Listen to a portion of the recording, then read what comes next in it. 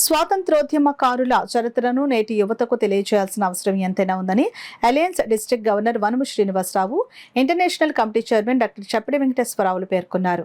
దేశం కోసం ప్రాణాలను తృణప్రాయంగా వదిలిన విప్లవ వీరుడు నిప్పు కణం అల్లూరి సీతారామరాజు జయంతి సందర్భంగా రెయిన్బో చిల్డ్రన్ హోం వద్ద చిన్నారులతో అల్లూరి సీతారామరాజు చిత్రపటానికి పూలమాలలు వేసి స్నాక్స్ అందించడం జరిగిందని అధ్యక్షులు లక్ష్మీ నాగేంద్ర పేర్కొన్నారు.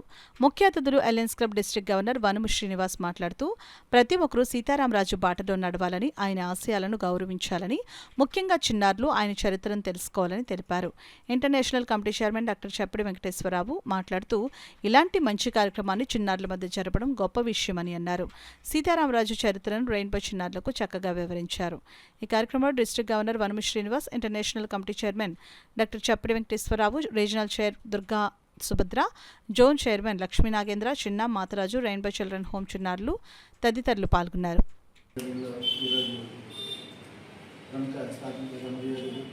మన తెలుగు జాతి గర్వించగల ముద్దుబిడ్డ శ్రీ అల్లూరి సీతారామరాజు గారి జయంతి సందర్భంగా ఈరోజు తెలంగాణ చేసుకోవడం జరిగింది.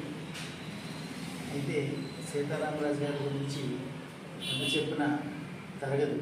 ఇంకా అతి చిన్న వయసులోనే స్వాతంత్ర సమరంలో పాల్గొని అసూలు పరిచిన మహోన్నత వ్యక్తి. పిల్లలందరూ కూడా ఆయన గురించి ప్రతి ఒక్కరూ చదువుకోవాలి, తెలుసుకోవాలి. అల్లూరి సీతారామరాజు కలిసాను అందరికీ. సో ఈరోజు ఈ కార్యక్రమం ఈ చిన్నారుల మధ్యలో చేసుకోవడం చాలా ఆనందంగా ఉంది. అయితే అల్లూరి సీతారామరాజు గారు మన కాకినాడ పిఆర్ కాలేజీలో చదువుకున్నారు అనే విషయం ఎంతమందికి తెలుసు. ఆయన కాకినాడ వాసి, కాకినాడలో చదువుకున్నారు, పిఆర్ కాలేజీలోనే చదువుకున్నారు. అయితే ఆయన గురించి ఎంత చెప్పుకున్నా తరగదు. సో ఈరోజు ఆయన జయంతి సందర్భంగా ఆయనకి ఈ క్లబ్ సభ్యులందరి తరఫున ఇక్కడ నివాళులు అర్పించండి. ఆయన బాటలో మనందరం నడవాలని చెప్పేసి మిమ్మల్ని అందరినీ కోరుకుంటున్నాం.